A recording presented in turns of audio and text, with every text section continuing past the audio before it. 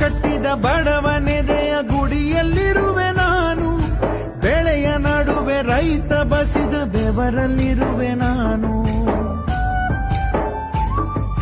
ಕೆಲಸ ನಿನದೆ ಫಲವು ನಿನದೆ ಛಲದ ಒಡೆಯ ನೀನು. ಇದನ್ನು ಮರೆತು ನನಗೆ ನಮಿಸಿ ಶ್ರಮವ ಪಡುವೆ ನೀನು. ಬಿಡು ಮತಗಳ ಜಗಳ, ಇದೇ ಕೆಲಸವು ಬಹಳ. ನನ್ನ ಒಲಿಸಲು ಮರುಳ, ಇರೋ ಮಾರ್ಗವು ಸರಳ. ನನ್ನ